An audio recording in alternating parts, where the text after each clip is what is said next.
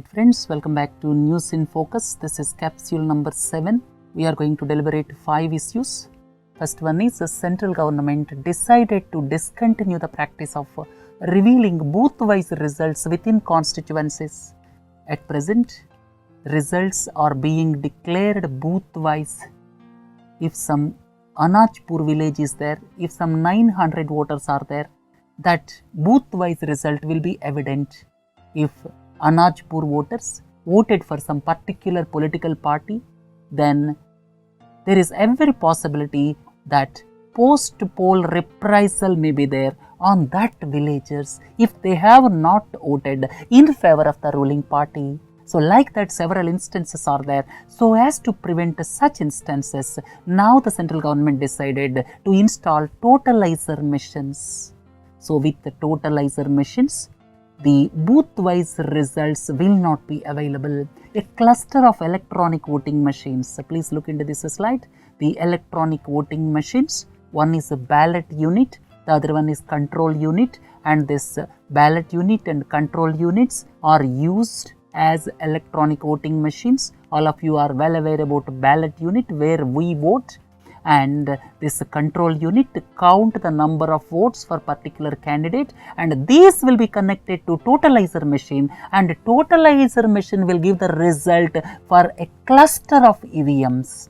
It will not give individual EVM result. It will give result for total cluster of EVMs, and this is just analogous to the physical mixing of ballot papers in good olden days, right? So with this, booth-wise results will become history, and a cluster of EVMs will be clubbed together and will be connected to totalizer machines, and they will give consolidated result of maybe 20-30 EVMs put together, right? And please don't forget, recently Election Commission of India ordered replacement of old ballot units and control units, and the task was given to Bharat Electronics and ECIL. And let us move on to the next one. The second point is alternative to pellet guns. All of you are well aware, lot of protests are taking place in Jammu and Kashmir with regard to the usage of pellet guns. Please look into this slide. Several people were injured, and most unfortunate aspect is several people lost their eyesight. And there were several protests in Jammu and Kashmir, and in view of this, government constituted TVS and Prasad committee, and committee has recommended the use of chili-filled grenades. The name for this chili-filled grenades is pelargonic acid vanillylamide, that is the pava shells. These pava shells are also known as nonivamide. So these will be used in future, and Government of India ordered for the manufacture from its factory in Madhya Pradesh. So in future, this power shells will be used. They are chili-filled grenades. And second important point is pellet guns will not be banned altogether, and they will be used in rarest of the rare cases only. The TVS and Prasad committee also explored the use of vehicle mounted active denial system. You may ask what is meant by vehicle mounted active denial system. Please look into this slide. This was developed by United States of America. Basically, it works by heating the surface. If some crowd is there in front of that active denial system, basically the persons in front of it will be heated. So it works by heating the surface. This is also non-lethal, and it is a directed energy weapon, and Prasad committee has looked into the alternative of this active denial system also, and it has not given green signal to it because the health implications are not known yet. Right, from now onwards, power shells will be used as a crowd control measure in Kashmir. Look into the third aspect, loans at 7% interest rate for self-help groups. 2-3 important points I would like to tell you. Self-help groups, around 10 to 15 women are formed as a group, and they will save some money, and subsequently banks will give loans to the group as a whole. Group will act as collateral security. There will be no personal collateral security. Group itself will act as collateral security, and linking self-help groups with institutional finance like banks is as per National Rural Livelihood Mission. This National Rural Livelihood Mission was launched in the year 2011, and last year it was renamed as Deen Dayal Antyodaya Yojana. If someone talks about Deen Dayal Antyodaya Yojana, that and NRLM are one and the same. As per NRLM or Deen Dayal Antyodaya Yojana, self-help groups are to be linked with organized financial sector such as banks so as to access institutional finance, and banks will provide loans to women self-help groups at 7% per annum up to rupees 3 lakh. So, self-help groups are eligible for interest subvention on credit up to rupees 3 lakh, and they will be charged at 7% per annum. And you may ask a pertinent question, what is meant by interest subvention or interest subsidy? As I have told you, the self-help groups will get bank loans at 7%. Suppose the existing weighted average of bank's interest rate is 11%. Then the difference between this 7% and 11%, that is 4%, will be paid by the central government to the banks. That is interest subvention or interest subsidy. SHGs will be charged at 7%, and the gap, that is the average interest rate charged by the banks on similar loans and 7%, if it is 4%, that will be paid by central government to banks, that is known as interest subvention. Right? This is all about loans at 7% interest rates for SHGs. RBI guidelines for deepening of bond markets, equity market, or you can say share market, has got sufficient depth. If you take NTPC, the shares are transacted. Secondary market is well developed through stock exchanges. So, buying and selling of shares in secondary market takes place quite frequently, and that's why it is called deepening of equity market is there in our country, but deepening of a bond market is not up to the mark in this country. Bond market means bonds are nothing but debt instruments. If Reliance Industries wants to expand, they can go for issue of shares, and at the same time they can go for issuing bonds. So, issuing shares is called equity instrument, going for bonds is debt instruments. So, in our country, bonds market is not deepened. That is what I mean to convey is the liquidity, sale and purchase of bonds in secondary market are not up to the mark in this country. So, as to deepen bond markets, so as to ensure liquidity for bonds, recently Reserve Bank of India gave certain guidelines. The guidelines, most important guideline is banks can pledge corporate bonds to avail short-term funds under repo window. Under repo window, all of you are well aware, banks can access funds from Reserve Bank of India at repo rate by pledging government-approved securities. So far, only government-approved securities are allowed, but now Reserve Bank of India allowed pledging of corporate bonds also. Corporate bonds of certain credit rating will be allowed for pledging. This way, it will ensure liquidity for bond markets and it will deepen bond markets. The idea of the government or RBI is to deepen bond markets. That means companies should grow more and more by issuing bonds, but not by accessing bank credit.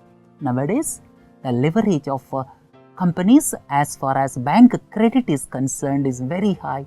They are accessing loans from banks, and subsequently they are not able to service the loan. They are running into problems. That is not only affecting the companies but also affecting the banks. And the idea of Reserve Bank of India is to reduce the risk on the banks.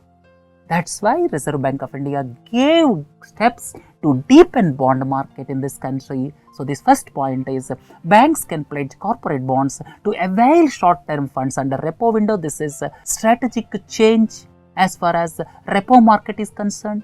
Then foreign portfolio investors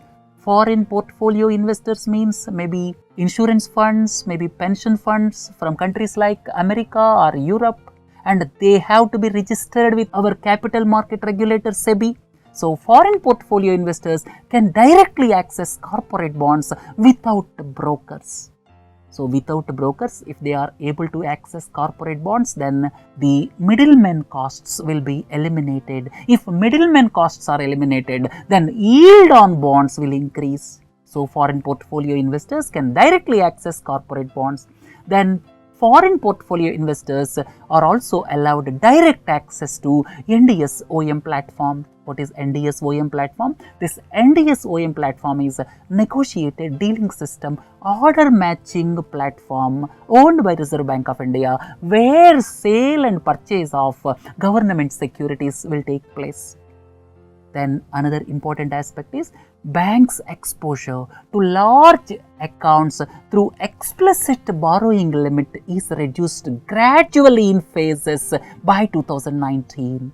So, if a company's explicit borrowing limit is something, then by the year 2019, banks' exposure should not exceed certain percentage. So, banks' exposure to explicit borrowing limit of companies is gradually reduced in phases till 2019. The main purpose of reducing this is to force big corporates to go for bonds issue instead of accessing banks' funds.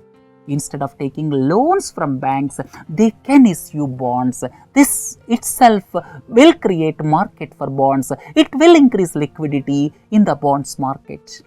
And fifth important point permitted by RBI is banks are permitted to issue rupee denominated masala bonds overseas for their capital requirements.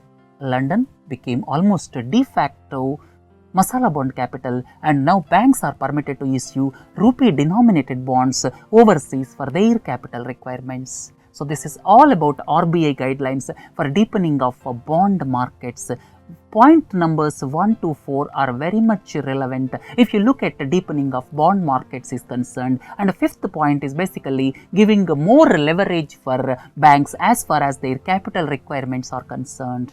So these changes are very much important if you look at the state of a bond market in this country is concerned. If someone talks about equity market, it is well entrenched in the country, but the bond market is not that developed in this country. This is very significant point all of you should not forget. And so as to increase or deepen bond market in this country, these steps 1 to 4 are announced recently by Reserve Bank of India.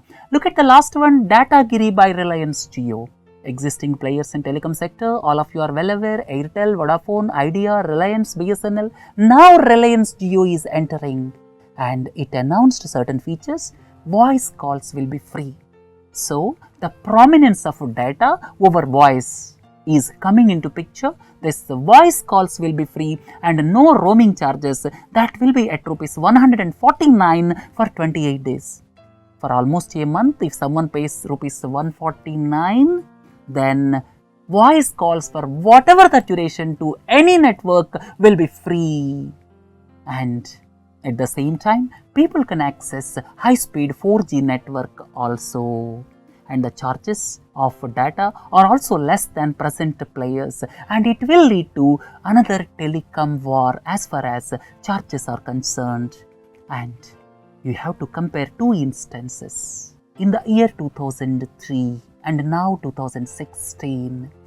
When you talk about 2003, it was the era of voice. When you talk about 2016, it is the era of data.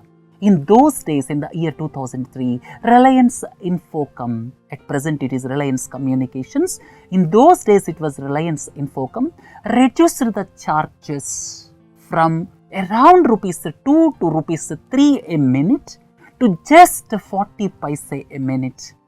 At the time, the strategy of Reliance Infocom was to allow people to make calls at less than the charge of a postcard. So, Reliance Infocom in those days in 2003 reduced the charges to 10 paise for 15 seconds. The postcard rate in those days was 15 paise. So, Reliance Infocom reduced the charges to 10 paise for a pulse of 15 seconds, and it led to telecom war, and subsequently rates were reduced drastically, and even now also call rates are not more than rupees 1 per minute. And subsequently, Reliance Infocom, at present Reliance Communications, could not achieve much success. What were the reasons? The reasons were fight between brothers subsequent to the demise of Dhirubhai Ambani, and choice of CDMA technology proved to be the big disaster in those days. Then Reliance Communications was dubbed as the poor man's phone. Because of all these reasons, Reliance Communications or Reliance Infocom in those days failed, and in 2003 it came up with the big advertisement campaign, Karlo Duniya Muddhi Mein. That means world at your fist. And now it is the era of data, and Reliance Jio came up with the Datagiri.